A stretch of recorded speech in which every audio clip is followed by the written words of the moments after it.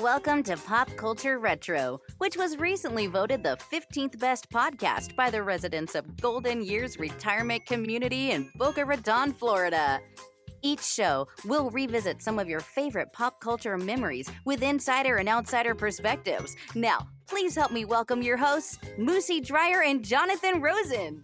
Hello, and welcome to another edition of Pop Culture Retro. I'm Jonathan Rosen, along with Moosie Drier, and today we are thrilled to welcome someone who's been an actor, an Emmy-nominated writer. He's written for such legends as Bob Newhart, Lucille, and Don Rickles.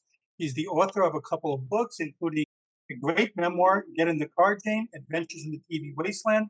Please help us welcome Billy Van Zandt. Billy, thanks so much for joining us today. Hi, pleasure to be here. Good. So we have a lot to cover, but let's start with going back. You grew up in New Jersey, so I want to know, who were some of your influences growing up? My main influence growing up was Lucille Ball. That's the whole reason I wanted to go into show business. I wanted to do that kind of comedy. I had nobody in show business in our family at that time, and I studied those episodes like they were the Bible. I learned how to write from the scripts that they wrote. I learned timing from the timing of the actors. I didn't even know it at the time, but I learned how to produce by the way Jess Oppenheimer and Desi Arnaz produced, because similarities in what I ended up doing later on. So that was my main influence, and being from New Jersey, it was also Frank Sinatra and Jerry Lewis, and anybody else. We had a pretty good slate of people from our state. Still do. Yeah, Billy's a buddy of mine outside of this podcast. He's been for years. Where he's. I always say this. I always mutter whenever your name comes up. Yeah, it's the smartest guy I know, and I mean it. Billy and I have this thing.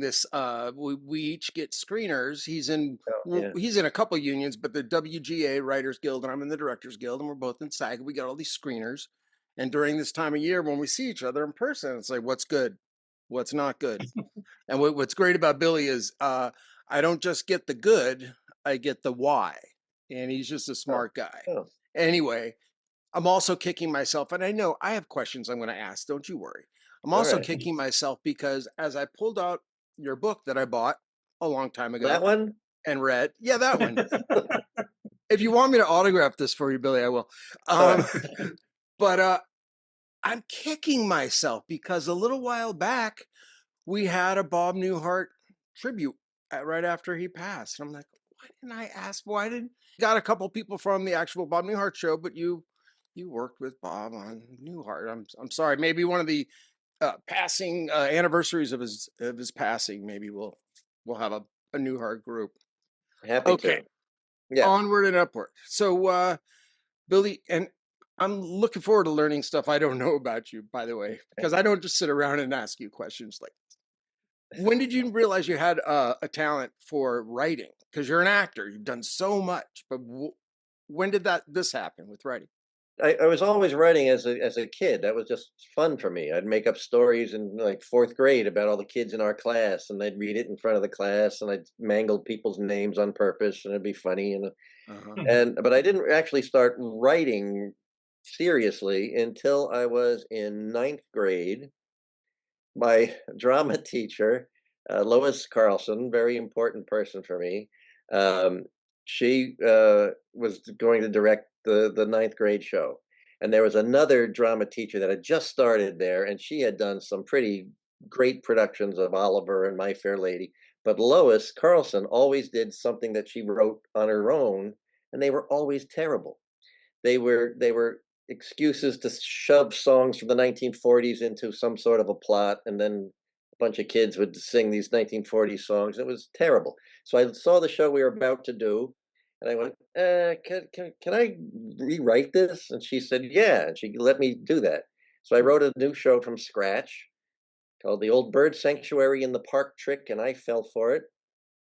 The title came from, I was a fan of Get Smart at the time. I was just going to ask if it was The Old Trick. Yeah.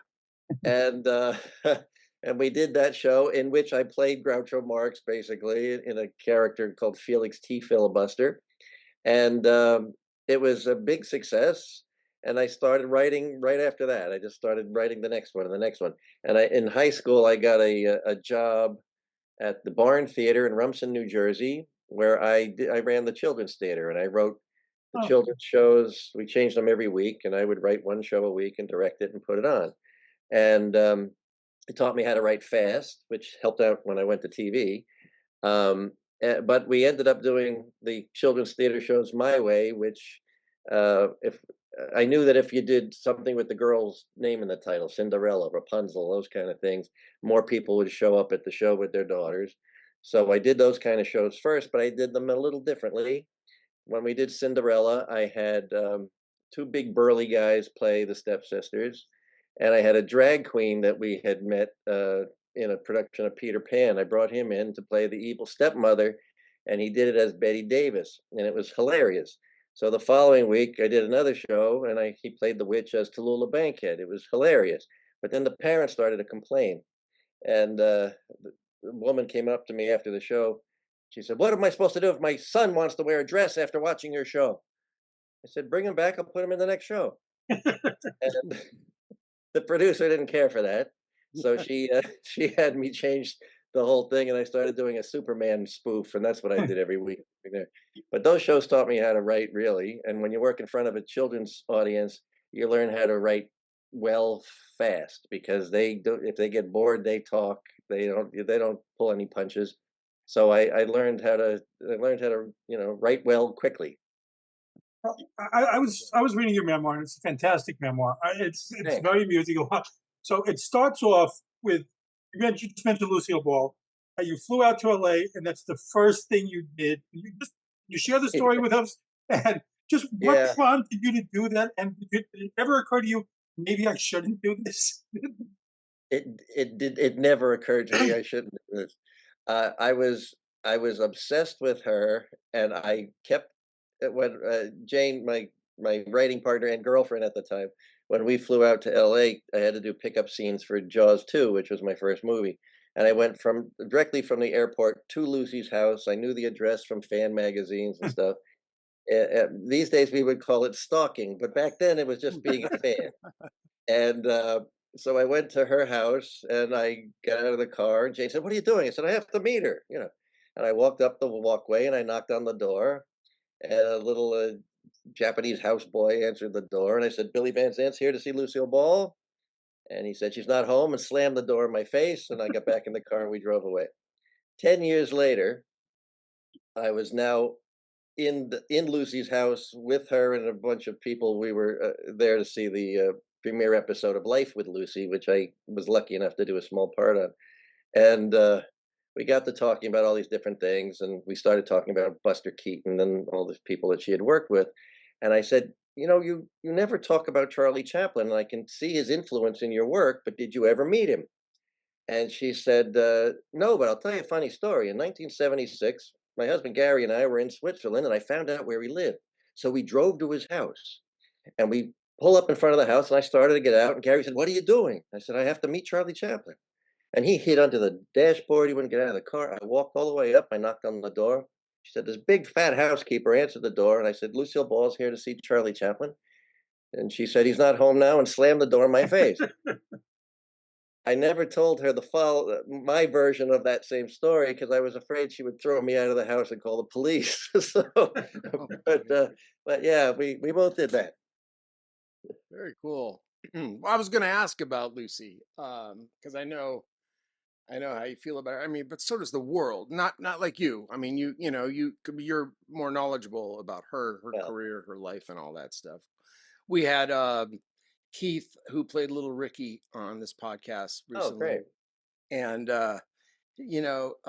I'm just like so many. I just admire her so much. She was everything, to show business, basically, for so long. He told a story about when he was cast as Little Ricky on soundstage. He was walked on, and Lucy said to his father, "Well, what does he do?" And he said, "He plays the drums." "Well, there's a drum set over there." I started jamming on the drums, and Desi walked over and said, I think we found Little Ricky. And it just gave me the craziest chills. You could have told me that about 1,000 other stars or sitcoms that I would say, "Oh, well, that's really cool." Well, with Lucy, my hair was standing up. It just, Mhm. she's Yeah. just everything. But It you was, also, you wrote for Don Rickles. yeah. Don and Bob Newhart were the two nicest people I ever worked with. Just And both of good them. buddies, right? I could see why they were friends. You really Yeah. could. And but Don was he was he was on if he knew there was an audience. Otherwise, he was just normal straight guy. And we went to dinner with him once. This sort of encapsulates him to me. We went out to dinner once, and as we're leaving the restaurant, uh, what's the name? Warren Beatty and Gary Shandling were walking in the restaurant. Hmm. And all of a sudden, Don just turns on, he becomes Don Rickles. And he must have done 20 minutes of insulting them. It was so much fun to watch. And the two of them were crying, laughing, and, making fun of Warren Beatty's head. It looked like a light bulb and it was gigantic and all that.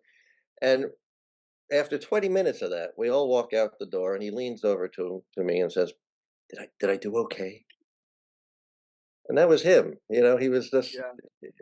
he wanted to Ye- please, but he was funny as hell. When we did that show, normally when you rehearse on a soundstage for a sitcom, there's no audience, just empty bleachers, and you're working with the crew on the set. On our show, everyone from the lot would come and sit in those bleachers for every minute of those run through the rehearsals, because they kept waiting for Don to insult them. And he did. He did. He'd pick everybody out of the audience and was like, "Can we get back to rehearsing that?" But everybody just loved him. Loved But it him. And also sounds beneficial, though, to have a little test audience too, like during run throughs that most people don't get. oh yeah, So yeah, close to something, you're not sure if something's funny, but you had people there. He to me, he was very funny, but to me, he holds the trophy for being the quickest. Like he yes, was just, no one can match him. And then Joan Rivers was kind of she was right up there, but no one was Don Rickles. I mean, he was just phenomenal. He was the fastest draw in the West. absolutely. Yeah, I loved working with him. That was one of the most fun jobs I've ever had. We'll ask you about that show in a bit, but I want to know, you got an Emmy nomination for your work with Lucy. So hmm what's that like when you get that call, like, to be honored, especially for, something that you did with your idol, I guess. Well, we had found the I Love Lucy pilot. Nobody had seen it in 40 years. Thought it was lost. And I was under contract to a man named Bud Grant, who had one time been CBS TV president, and he had a production company. So he hired Jane and me to come up with shows, develop shows and stuff. And he came into our office one day and he said, "You're not going to guess what I found yesterday." I was like, "What?" He said, "I was over at, I forget her name now. Perez is the last name. Um, Mrs. Perez's house." And he said she was showing home movies, and one of the home movies she showed was the I Love Lucy pilot. And I said, "Why? Why?" And her husband was Pepito the clown, who was he was a Oh, friend of Desi Arnaz's, and he was in the pilot, and he was given that as a thank you. But all the other copies have been lost. So um, so Bud comes in and he says, we have this. Do you want to do this? And Jane said, "You don't have to ask him, and I don't get a choice. Yes, we're going to do this." So we put together a TV pilot where we unveiled the show, and CBS wanted to cut it down because it was too long for a half-hour show and not long enough for an hour. So they were going to chop it up. And I said, "You're not touching this." And they said, "Well, we need it to be, certain length." I said, "No, then you can't have it." And they said, "Well, we own it." I said, "Yeah, but we have the film. You can't have it. Give it to you if you give us a full hour. We show the whole thing, and I'll fill the rest in." So we did. We had Lucy Arnaz came aboard, and she was the talking head, telling people the history of it. And we did the show, and it was an hour-long special. It was a number one special. I'm using my hands a lot, and it was the number one special in whatever year that was. And we got nominated for an Emmy, which was really bizarre. Did not expect it. To me, the just to see the I Love Lucy heart close with our Mm. produced by with our name on it was cool enough for me.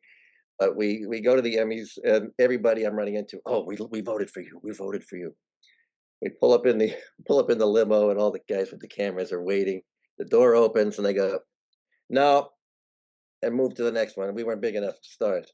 So we go in, and I'm sure we're going to win, and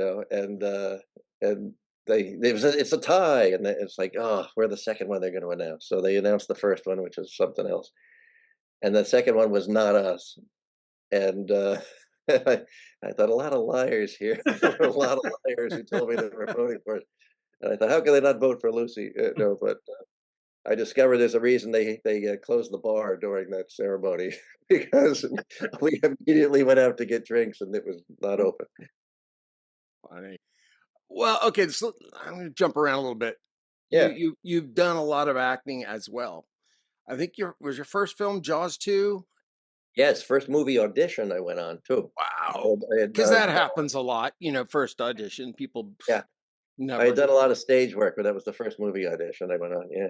Well, so tell us about that experience. It was great. I was hired for 4 weeks and I lasted 11 months on that movie. Um, yeah. John Hancock was the original director, and his wife, Dorothy Tristan, had written the script.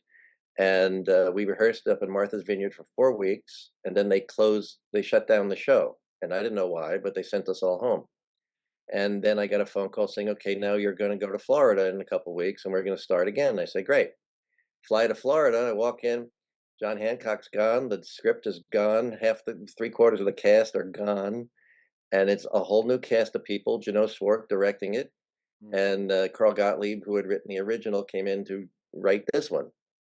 And the people that I worked with for those 11 months altogether, but for some reason I was not re-auditioned. I still don't know why.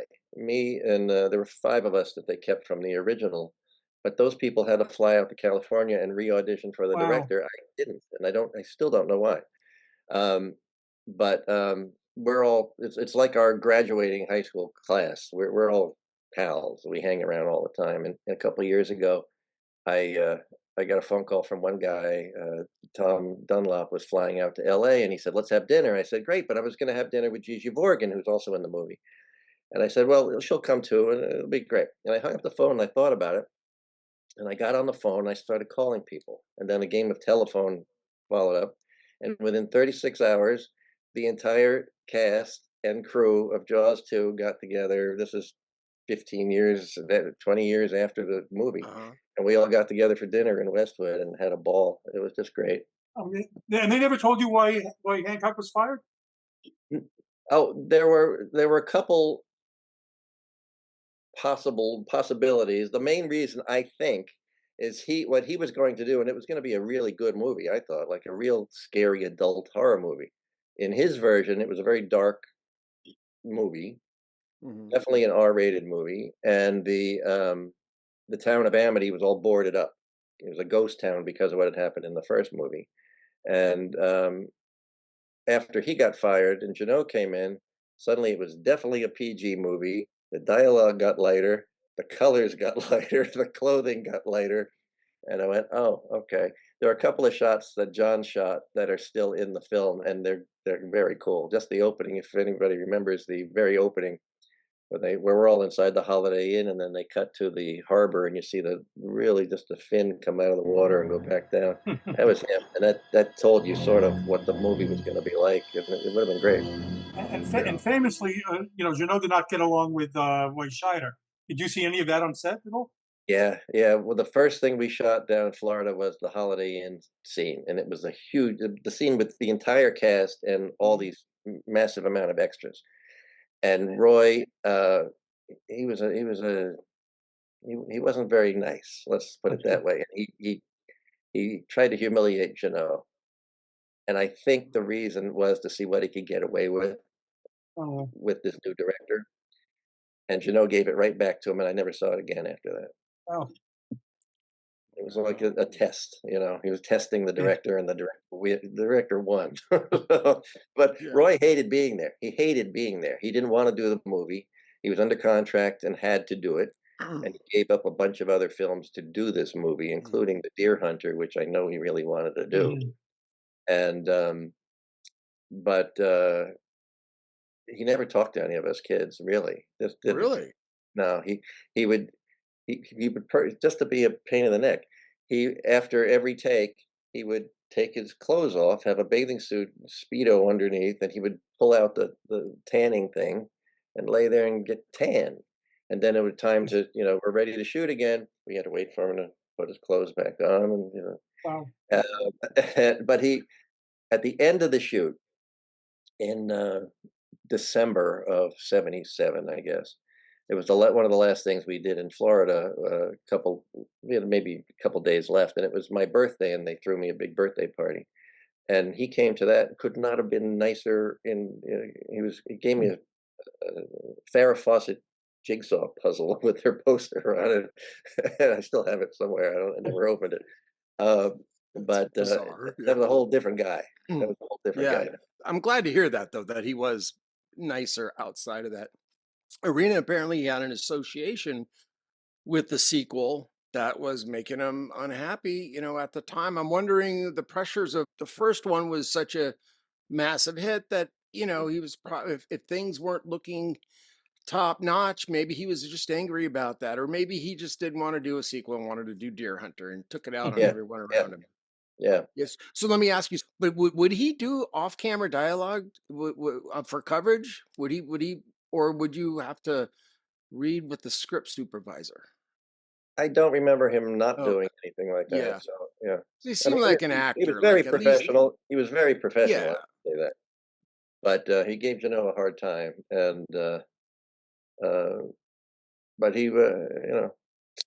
Keith Gordon worked with him. He had been in the movie with me, and he played young Bob Fosse in All That Jazz with Roy again. He said he was a whole different Oh, guy, really fun. right. And I want to move on to Star Trek, but real quick, while we're on Jaws, was there a real life shark scare during the film? We had a couple because the locals did not want us to be there. They hated us being there. And so there was a pier outside the back of our hotel was the pier we went to work on. The boats would pick you up there and take you out. And maybe, I don't know, half mile away, there was not even that far, was another pier. And there were a lot of fishermen on that pier. And they decided, once we started filming, they were going to have a shark rodeo, they called it. And they would be chumming the waters while we're trying to film the movie. And we were wow. stupid kids who did anything we were told. So I think we were all, maybe 19 years old, all of us. And so they would say, okay, jump in the water. It's like what they're doing. There's they're chumming the water over there. Don't worry, we have scuba divers down there with dart guns. You'll be fine. And we all go, oh, okay, and we jump in the water. So yeah, there was that. Yeah. There Yeah, was also another time there were hammerhead sharks swimming around us at one point, and we called on the walkie-talkies because we're out on the sailboats miles away, and we thought they would come and save us, So a little Zodiac boat came out, and it was like, how are we all going to fit in that? And it was like, oh no, we're not taking you in. Here's a bottle of cognac. We'll see you in we'll see you in an hour. So all these teenagers are then getting drunk for just Oh gosh. Well, being killed by a shark. Wow. None of that works for me. It's not funny when you're chumming water for sharks and Yeah. around me. Yeah. I'm sorry. And I love the ocean, Yeah. But wow. Okay, so you were in Star Trek the Motion Picture, and that was Yeah. the first time the Star Trek cast got together since the end of the series. Yes. What was the experience like? I loved it, but I had very little to do because when Robert Wise was the director, which was really thrilling for me. Just Mhm. and he could not have been nicer, and he could not have been. He taught me a lot about editing. He shot the movie because he started as an editor. He shot the movie in an edited version in his head, so he would shoot just enough of that. Okay, I don't need that anymore. And then he'd shoot the close up. I don't need any more of that. So you couldn't re-edit his movies. So I guess that was pretty cool. But Yeah. the cast I loved. The reason I say I didn't have much to do, they told me when they cast me that Leonard Nimoy was not going to do the movie. He was holding out. And since I was the only alien on the bridge, I thought, oh, this is great for me, Ooh. Well, he came to work. So I spent a lot of time in the background, doing this. And I went to George Takei and said, I want to make, I know the fanatic fans are, into everything, so I want to make sure I'm doing everything right. So when I'm there, what should I be pressing? And he said, "Oh, I don't know. I just do this." I was like, "Okay." So that's what I did. The Shatner gets a bum rap, and I liked him very, very much. I didn't see any animosity on the set between anybody. They all got along great, as far as I could see. In fact, it was a very secretive set. You weren't allowed to, I had this makeup on, so I wasn't even allowed to go to lunch. I had to eat in my dressing room, which I found out later was illegal, but that's what I did.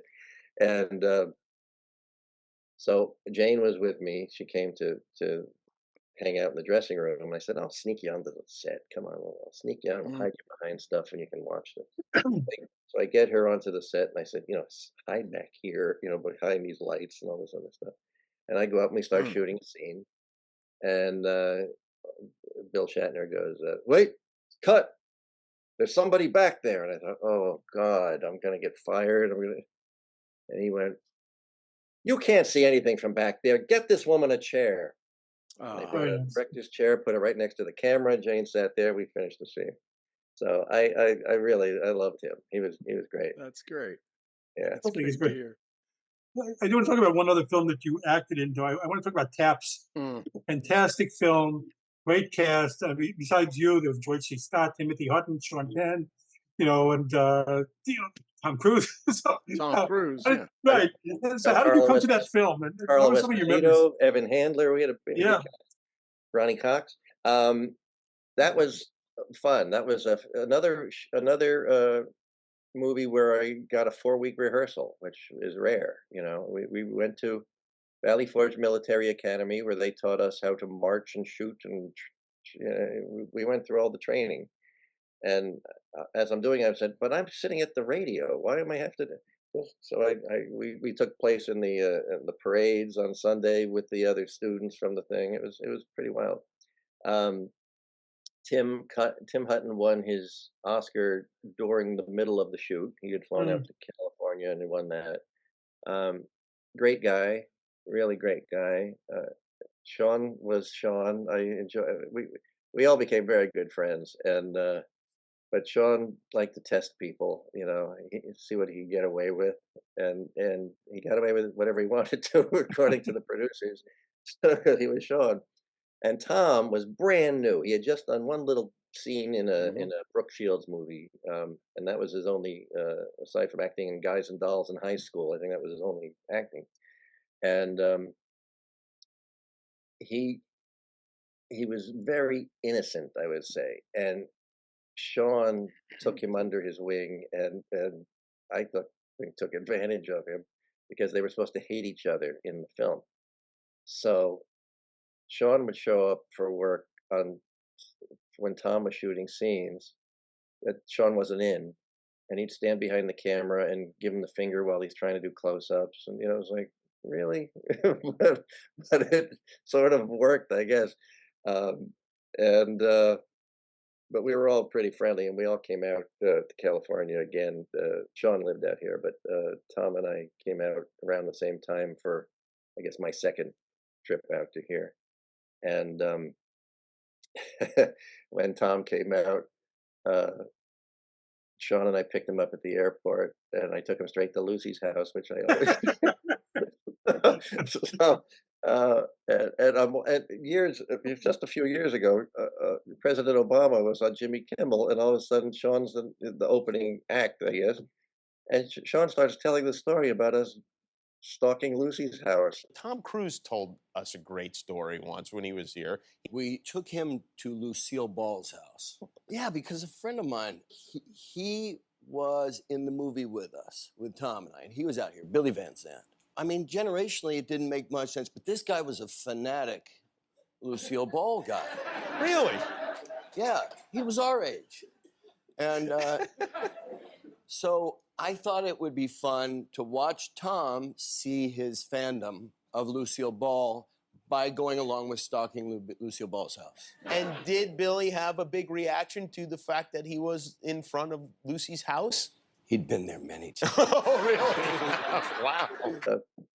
So when you were doing Taps, there was no inkling at all that this guy who was going to be Tom Cruise was going to go on to become this global superstar. I will say that when he shot the final scene where he's The- shooting up the Yeah, beautiful, the room, man. Yeah. I was up on a perch watching that whole thing. Mm. I knew right then that, Mm. maybe not from any other scene in the film, but I knew from that scene, oh my God, he's got it. He's fantastic. Yeah. When he first came out here, I think he had a 3-picture deal that somebody made with him. And the first thing he did was he bought an old Rolls Royce. It didn't run, I don't think, but it was, and the first movie he did after that was some little thing with Shelley Long, where he goes to Tijuana to lose his virginity or some strange thing, Right. And I went with Tom, and I went to see the movie when it opened in Westwood. Not at a premiere; it didn't get a premiere. We were there on the first matinee show of his first movie, and so 2 of us in the theater with, I don't know, maybe 5 other people watching it. And then a couple of years ago, I'm in the packed movie theater watching. I don't know if it was Mission Impossible or the Top Gun sequel or something. I thought, wow, he went from that to this. Good for you, man. Yeah. Um, Right from the beginning, the moment I saw him in Taps was, you were right there, but just from the screen, it conveyed like, okay, who's this guy now, Yeah, and then and he sure lucked enough, in, he risky lucked into business. that role. He was supposed to play his character's sidekick, and during the 4-week rehearsal, they switched the roles. Donald Kimmel was the original actor, and God love him, he took the smaller role and was happy about it, and it was the right move, I think, too. And you're saying, so Timothy Hutton won an Oscar in the middle of shooting, right? Yeah, great guy, Yeah. great guy, and I knew I liked him because the first day I met him, I guess he drove his car cross country to do the movie, and he had Sinatra blaring, and I thought, okay, I like this guy. Yeah, he's my kind of people. Yeah. Okay, so, and then when did you swim into the writing world? From what acting job to what writing gig? What was the last acting job I had? Well, I you were I in really something not long ago. You were telling me, and then I saw it. It was it was like a Nickelodeon thing. Whatever. You're still oh, acting, but no, I mean, in that, terms of yeah. long, But long ago. but way back there, Uh-huh. my auditions were few and far between as an actor. I was not a particular type of any kind. I'm Mhm. half Italian, but you put me up against a real Italian guy for an audition, I look like a wasp. Put me next to a wasp, I look nobody knew what to do with me. And I had just auditioned as an actor for Newhart, and the what we had already been writing. Let me back up. We had started writing plays to give ourselves something to act in. I wrote the first play when I was on the Star Trek set because I had nothing to do, so I was in the dressing room, and those plays started to take off. So I was sort of making a living as a playwright while I was still trying to act, and then I had an audition for the Newhart Show, and I had to park off the lot because I was an actor. It was 110 degrees that day. I had to walk through the sound, all the sound stages to get to the office for the audition. I'm dripping wet. I asked if there was anything I could have to drink, and they said, "Oh, no, but you can go to the men's room, put your head under the sink." Okay, and I went and did that. Auditioned for that. 1 week later, I had a writers' meeting for the same show. I drove onto the set, parked next to the sound stage. Can we get you something? But I'd like a Coke, sure. Fine." And I thought, yeah, I could make the shift here. And I called my agent and I said, I got this offer to do the Bob Newhart Show. I don't know if I should put my acting career on hold for a year while I'm doing this. What do you think? And when they hadn't called me back 3 days later, I thought, oh, okay, that's made the decision pretty easy for me. That was their So answer. I jumped into Newhart, and I ended up from that point on always writing the TV shows on the West Coast. And then when uh, the downtime would come, usually April, May, June, I would fly to the East Coast and put on another play, and I'd go back and forth doing the two things. Were you at CBS Radford? Was Yeah, Newhart? Yeah. yeah. And just real quick, so I did a number of the original Bob Newhart show, and you did a lot, if not all, whatever, of Newhart. Yeah. Was it the same as my experience in terms of just top-notch, crazy talented people in a really supportive, loving, happy environment? Or was it different than that? It ruined me for every show that came afterwards. It really did. It Yeah. was a family, a close knit family, a very professional family, and one thing that I loved, which harkens me back to the I Love Lucy days, one take per scene, and you move on. That was it. You do it like a play, not like today where you shoot the same scene 9,000 times and you write till 4 in the morning. No. Bob wouldn't let us use, not that I had anything to do with it. You couldn't use a laugh track. He said if the audience at home doesn't find it funny, they're not going to laugh because you put a laugh there. Just don't do it. And he had a standing reservation. I can't remember the name of the restaurant, but it was close to the studio. He had a standing 9:30 reservation every shoot night. You started at, I think, 7:30, and you had to be done and in your car so he could make his reservation. So it was great. I was still good friends with Julia Duffy, and I was friends with Peter, and it was great. It was just, I loved every minute of it. My observation has always been when directors or productions or the star just wants to do multiple takes, unlike Newhart, I think that spells insecurity. And it's like Clint Eastwood would say, people would ask him, "Do you want to get a safety, another take for safety?" And he would say, "Why? I've got it. Yeah, We got to move on." That's just confidence. I yeah. love to hear When that. Jane and I started producing our own shows, I did the same thing. It was one take only, and then I always, this is cruel to do to Jane. She would be in the green room with all the studio and network people, and I would be on the stage with the cameras, all that stuff. And after every take, there'd be a phone there that's ringing. I pick it up, and it would be Jane saying, "Okay, the president of the network wants you to do another take where they do such and such and such and such." And I'd say, "Oh no, tell them we shot it like that this afternoon," which we hadn't. And then I hang up and we move on. And then if she called a little too much, they want you to tell them to go to hell, and I'd hang up, and she'd turn to them and say, "Oh, we shot it like that this afternoon." So, but I got away with it one take, because if you go back and you look at the great old shows, you look at the Honeymooners, you look at Lucy, you look at Dick Van Dyke. If somebody bobbles a line, who cares? If those people were shooting their shows now with the producers and the networks, everybody micromanaging everything, you wouldn't have the same shows that you had back then. There's something about the one take live theater feel that's important. Martin Lawrence, when I did the Martin show, Martin did the same thing. Martin Lawrence, and he and Bob Newhart pretty much worked the same way, except they were completely different. but Martin and Bob, as performers, only cared about the people in the bleachers watching the taping. They didn't care about the people at home and the cameras. They were there to put on a show, and it was your job to film it. To play. And it shows. You can see a comedian work an audience. You can't fabricate that. Before we move on to other writing things, you just mentioned Jane, and you've been talking about her. You just talk about her a little bit, and your writing relationship with everything with her. Sure.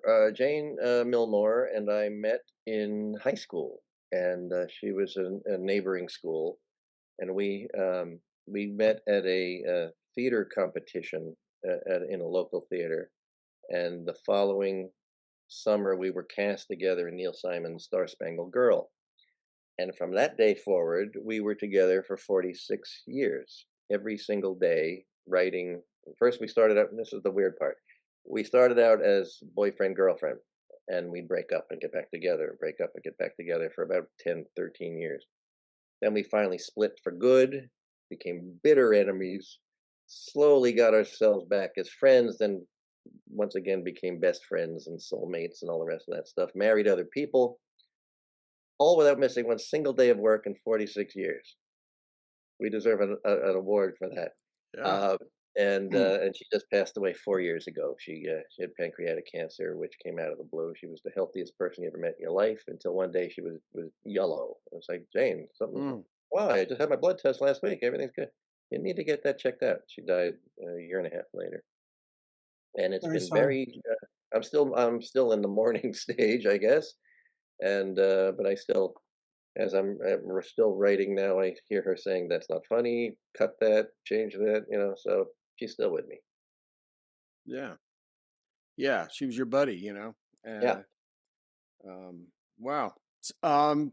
Okay. Well, apart from Daddy Dearest, you also helped develop Suddenly Susan with Brooke Shields, Yeah, right? that's a And the Wayans brothers with Marlon yeah. and Sean. Yeah. Both those things came about at the last minute. Um, I go into much detail in the book you were talking about Suddenly Susan. Hmm. We were brought into the short version is we were brought in to fix a script that didn't work, and we were booked to do a play back east, and but Warren Littlefield running NBC wanted to hear our notes, so we had notes, and there were a lot of them. um, and we went to meet him, and suddenly I walk into a meeting when there's 400 people with pads and pens, and he thanks us for taking over the show. It's like, wow, we had never worked for NBC before, and I was like, Jane, we just got trapped into this. We can't say no to this. So we wrote the script from scratch in 48 hours, turned it into a different show than the one that we were given. We cast it without holding auditions based on names that they had mentioned. I said, "Oh, I'll work with her. I'll work with him. Put her in. How about this guy? Sure." And the actors showed up. This was on a Friday. On Monday morning, we walked in with a new script, a cast of people, and a crew that had no idea what was going on. Elizabeth Ashley, who I loved working with, she was supposed to be playing a particular role in the original script. She walked in the door. I said, "Okay, now you're a romance novelist." "Oh, okay." And she sat down and did that. And 2 weeks from the day we were asked, in quotes, to do the show, uh, and turning in the edited version, two weeks, and because it had to be in for the lineup for the thing in New York. What's it called? The upfronts. Uh, And they picked up the show, and then they replaced us. And it's like, what's that about? And my agent said, well, you didn't. Warren didn't get along with you. I said, when did I have time to get along with him? I was trying to get this thing.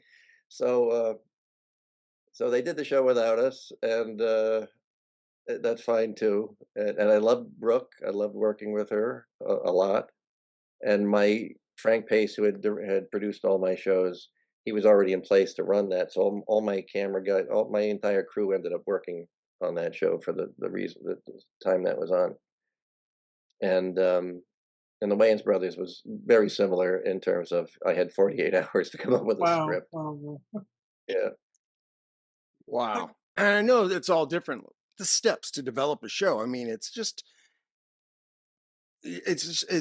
kind of a white knuckle situation where I feel like you could think you're on easy street, and at any moment Warren Littlefield didn't get along with you, and you had no idea that you didn't get along with him. No. Yeah. No. Yeah. Well, a friend of mine, Bruce Ferber, who used to run Home Improvement, said to me, he said, "Our job is to spend 6 months creating a show, writing the script, and if it gets picked up, your reward is to do the same thing once a week, and then have different groups of people tell you how you did it wrong the entire time." That's true. Funny, not funny. Yeah. Yeah. Yeah. Wow. You've written. You mentioned plays. You've written for movies. Television.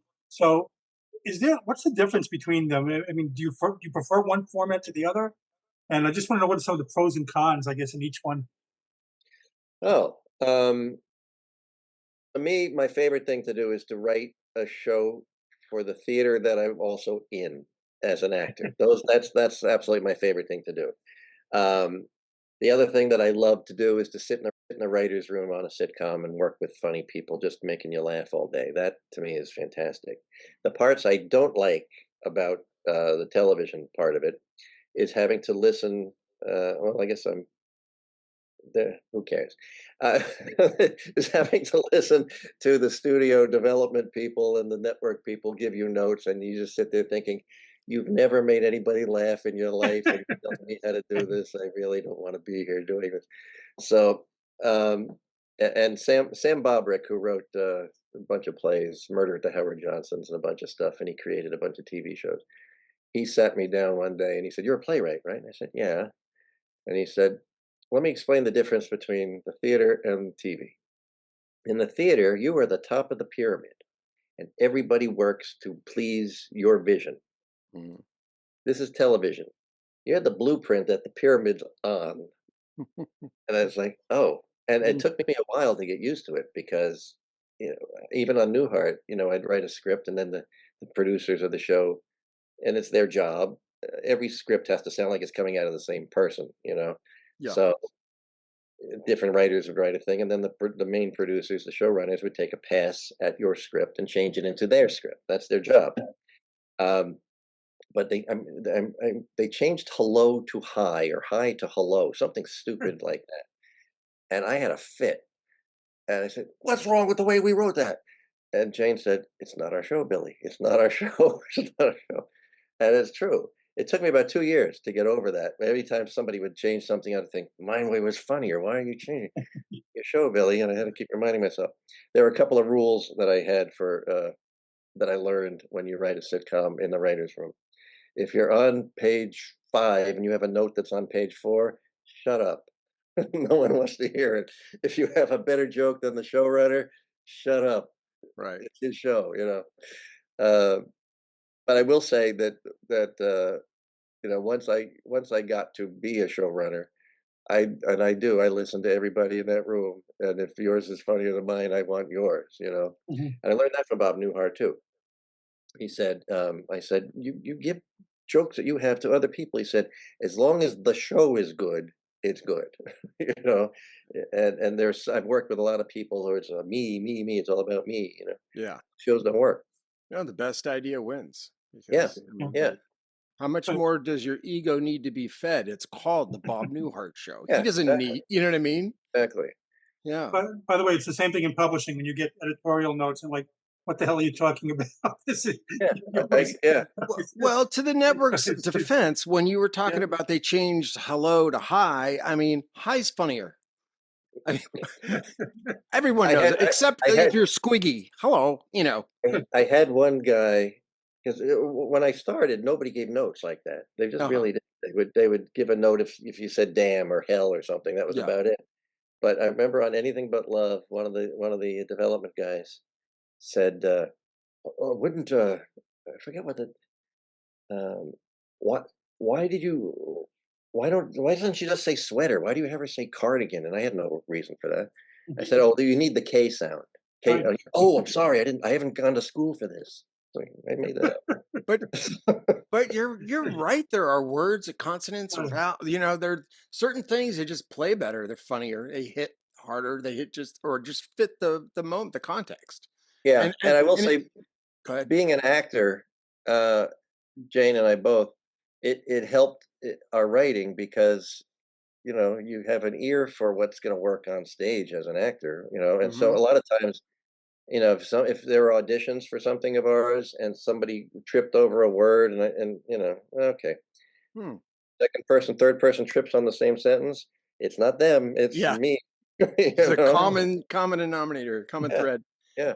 Well, So here's how liberating and how nice must it be when you do Boomer Boys? Sorry, That's the my last one we've been doing. yeah. Yeah, the Boomer Boys musical. Yeah, yeah. Yeah, I went to Palm Springs to see you That's in right. there, and then we enjoyed it very, very much. Thank you. But like you didn't come off stage holding your breath for notes or anything. You know, you got to like let go, be with your friends, your Yeah, wife.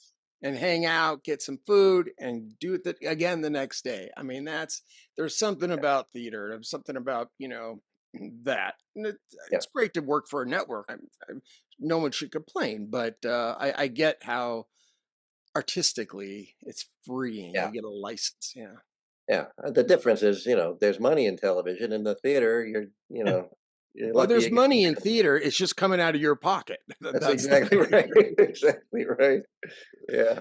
Right I on. want to go back a second. You mentioned you're talking about developing the show. So how difficult is it to get something produced? That you have an idea, I want to get this done. I'd love to see this be a show. How difficult is it to get that green light and get it produced? Well, in the theater, it's very simple. I write a check and then it's Right. done. Done. Yeah. Uh, it's interesting how things have changed over the years. When you're hot off a show, when you've got something that's in the top 20 or something, and you go to pitch your next show, they barely listen to the pitch. So your agent sets it up. You go into the studio and you go into the network and you pitch the show. And if you're hot off of something, you barely got a sentence out of your mouth, and they sell it. It's sold right in the room, and then you go home and you write. And then, if you haven't had a hit for a while, they start asking questions about the character, and that's when I thought, oh, here we go. And then over the years, it's gone from the producers going in or the writer going in and just pitching an idea to you pitch an idea, and then they want to know what the second, third, fourth, fifth, seventh, 12th episode is. What's the arc for the entire season? And you've got to have all those answers. It's the backwards way to do it. In England, you write 13 episodes and then you go film them. Here, you have to talk about it like it's a finished product before you've written one word, and it's ridiculous, but that's the way it's done here. It's tough because I purposely don't put a lot of jokes in my pitches when we would pitch, because a lot of times the person you're pitching to loves that joke and they're married to that joke, and it doesn't fit the script once you sit there and you write it. So I leave that stuff out. And I made it sound like I don't listen to anybody, but I do. I listen to whatever they want. It's their network. They're paying for the show, so they're entitled to that opinion, whether I like it or not. And but I also know what the notes are going to be before they give them to me. Usually, can we start the story later? Or bring the story up. Lose the first scene, basically, is the note you'll get all the time. Lose the first scene. And I also don't like exposition. They like exposition. I don't think it's necessary. I don't think the audience is stupid, but sometimes they do. And every show is different too. I remember the fastest pitch we ever did. I forget what show we were coming off of, but we were hot at the time. And I said, okay, this is sort of like Seinfeld for teenagers. Sold. That's as far as I got. Sold. Like, whoa. And it was a great pilot. Didn't get picked up, but it was a great pilot. Well, sometimes it's in the execution or things that are out of your control as far as once it's done, what they're looking for, and all that stuff. But as far as what you were just saying, like that's what I loved about the MTM shows, that it wasn't very expository. It didn't insult the audience, and it allowed you to go, oh, it gave you a license to figure it out yourself because you're not stupid. And then that's what was great about it. I have a question. So when you're writing a memoir, do you remember things that you wouldn't have if you were? Do things come to you that you don't that you never would have remembered unless you focused on? It's funny in this one about the TV shows. I had kept journals, and I don't know why. I never kept a journal in my life before or after. But while I was working on TV shows, there was so much going on. At the end of the day, I would just start, oh, and this happened today. So I kept journals. So I went back to write that book. I had it all laid out. This book, which you don't know about, is coming out November 18. It's all about the plays. It's sort of like the companion piece to that one. That one I sat down to write, and I went back to the early shows. I remember doing them. I remember the reaction. I probably remember some of the lines. I don't remember any stories about it. And I started calling the actors who had been in the shows to give me like, do you remember any? And a lot of them went, no, I don't, I don't remember. So I found one or two, and then that would spark something, or I found an old photo of something backstage and went, oh, that was the night, and then I had it that way. But what I did with the new book, which I'm glad I did, is we have a company of actors I've worked with for 40 Well, years. mention the title. Because, This yes. because it's funny, and that comes from a piece of direction I gave my ex-wife at the time when she was in one of my shows, and she was very methody, and she welcome to the way I do things, and she, why would my character walk? Well, you want me to turn my head here? Why? Because it's funny, and that didn't go over too well. But that's and so what I ended up doing is I wrote to all my like core people in our unofficial rep company, and I said, send me whatever memories you have. If you want to talk about Jane, you want to talk about me, you want to talk about my direction or injuries you got during a show, backstage stories. And they all sent me stuff, and it's hilariously funny. Not only did it spark me to go back and go, oh, I forgot about that and write about it. I put all their things in the back of the book. I call it the cast ad libs, and I broke it into different sections of rehearsals and people talking about the funny stuff that happened in rehearsals, the funny stuff that happened backstage, and it's one of my favorite parts of the book. Yeah, I love those things that there are some things you can't explain why it's funnier. It just is, and that's kind of what your book is saying, because it's funny. For example, I've used this before. In comedy, I've noticed that sometimes there's a difference between the actor or actress makes an entrance, says the line and closes the door, or closes his door and then says the line. For whatever reason, depending on the context, one of them is funnier than the other. Yes. And I don't know why. Yep. Yeah. I have very closed rehearsals when we do our plays, and I mean severely closed rehearsals. I'll be on stage because it's bad enough I'm in the shows, with the other people and directing at the same time, which I don't recommend anybody ever do, but somehow I've done it. And so I'll be in the middle of a scene and somebody will hear me go, get that guy out of here, so but the purpose of that is I want there to be freedom to experiment and try things. And the second you have somebody coming in to watch, in my mind, you're now forget what you want to try. You have to try and perform for these people, and I don't like it. So I think you need the freedom to do that. But what you were saying I did a pilot for Olympia Dukakis with Penny Marshall and Richard Mulligan. Penny was producing it with Jane and me, and should have gone on the air. Should still be running. Actually, it was really good. And poor Andy Cadiff was our director, great director, and he was directing a scene with Michael McKean and Julie Haggerty. Good cast. Oh, it was a good cast. Yeah. And all of a sudden, I got a phone call from the stage. Get down here. The director's ready to quit. So what? And we go down there. And he said, get her out of here. Penny Marshall is redirecting everything, and she wants them to come in from that door instead of that door, and I want them to come in from that door. And we said, Penny, what's going on? She said, well, the little guy from Warner Brothers told me to come down here and do this. I said, what little guy? And it's this development guy. I said, no, you're about ready to lose my cast. No. And she said, she apologized for redirecting, and she left. And then we saw the scene. I went, it's funnier if she comes in from that door.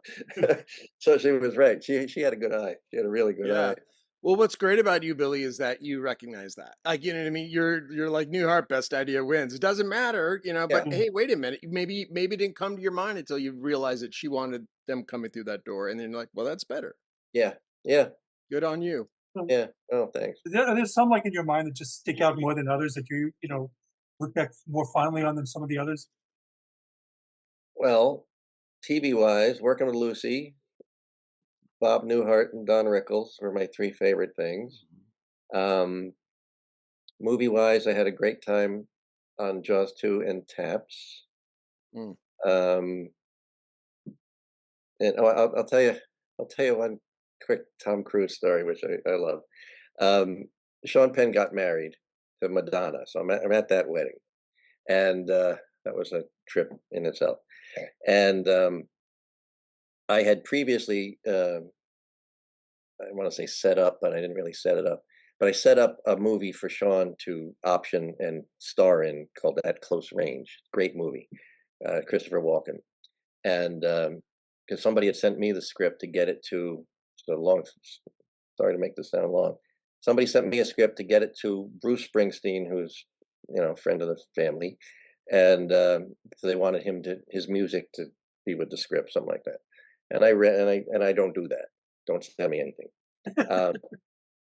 And I read the script and went, "This is fantastic, Sean. You need to option this. Look, you could play the lead." And he read it and he went, "Oh my God, this is great." So he optioned it with the idea that he would play the lead and I would play the small part in it. So time goes by and I'm not cast in the film. It happens. I'm okay with that. I was told I was too old for the role at the time. And I thought, well, okay, fine. So I'm at Sean's wedding and this older guy comes up and starts talking to us. And I said, "How do you know I'm with Tom and Harold Becker, the director of the film?" And I said to the guy, how do you know Sean? He said, "Oh, I just finished a film with him." I said, "Oh, really? What film?" He said, "At Close Range." I said, "Oh, what role did you play?" And he mentions my role. And Tom finds this hysterically funny, knowing that I got screwed out of the role. And he starts laughing at me, basically, like, "Haha, you didn't get the role, huh?" And a little while later, he says, "Billy, would you do me a favor? The paparazzi are following me everywhere now, and I had to park my car behind a supermarket. And I took a cab to get here so people wouldn't follow me. He said, "Can you drive me to my car?" I said, "Yeah, fine." I said, "I'll get my car." I went from the valet. I'll signal to you. You come out, jump in, and I'll take you to your thing. So at the end of the night, we're ready to go. I get my car from the valet. I signal to Tom. He comes out, and as he reaches for the handle, I drove away. All the paparazzi started taking his picture. Yeah. Payback. That's what I'm He saying. found it funny, by the way. But Yeah. It seems like he would. yeah, He seems like he's a guy's guy kind of thing. yeah. So, well, you brought up the E Street Band. For people who don't know, your brother, Stephen Van Zandt, is a Yeah. member of the E Street Band, and was a prominent character on The Sopranos. Yeah. And you and your family recently had a street named after you guys in New Jersey where you grew up. What in the world, Billy? What was that like? What was that phone call like? Is it I mean, the honor that It I was assume it is? it was so surreal. I mean, I love my hometown, and Yeah. I'm still friends with everybody back there. Yeah, I got the phone call. In our town, there's a lot of war memorials, basically streets named after fallen soldiers and all that sort of thing. And they decided they wanted to also honor people in the arts, so they decided to do Stephen and myself. It was very surreal, I Mhm. will say. Um, Brian Williams, the journalist, was our MC for the day because he's also from Middletown. To honor this great family, these two men, this great legacy at this great place.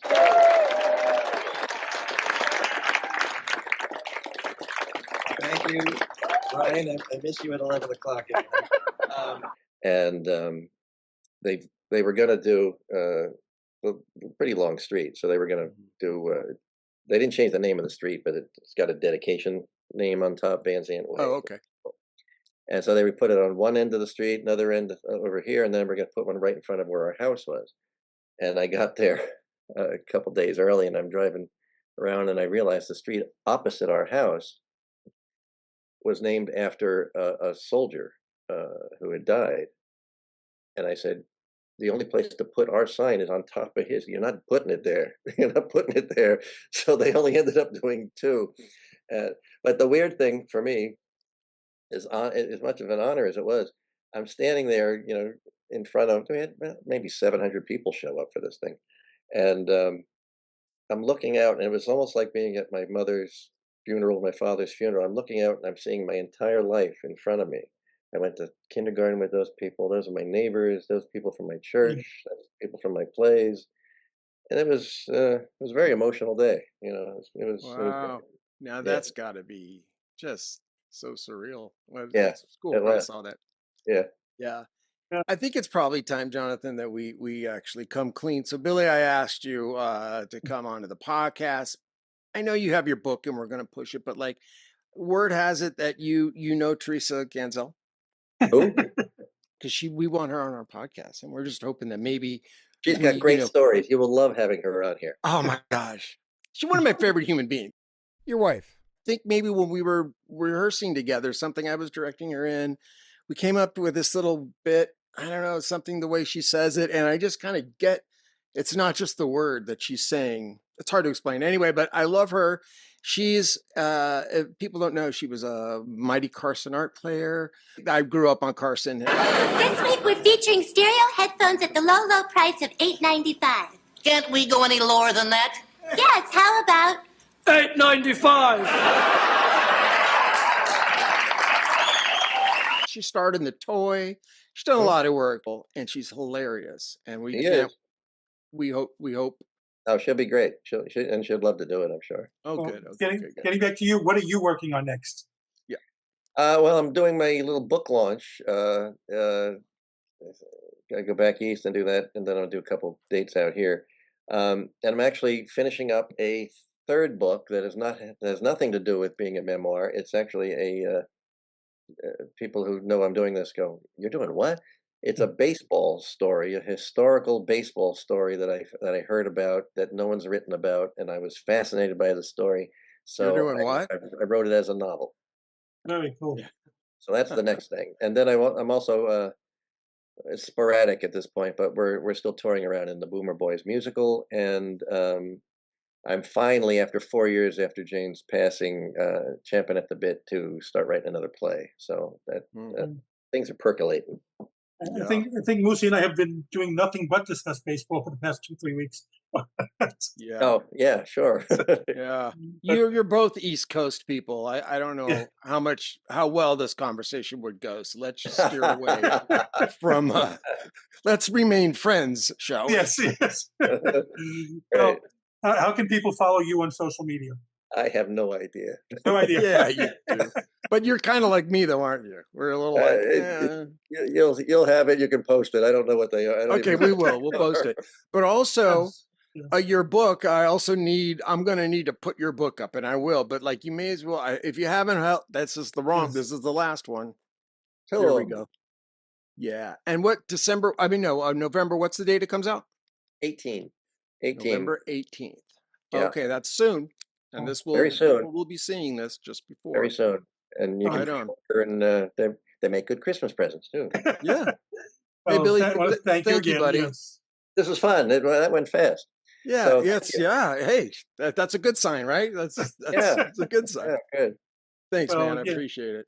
Again, this has been Pop Culture Retro. I'm Jonathan Rosen, along with Moosie Drier. And again, a very special thanks to Billy Van Zandt. And please like, comment, and subscribe. Thank you for tuning in to Pop Culture Retro, where no one was hurt during the making of this podcast. Listening to this podcast just makes you really cool.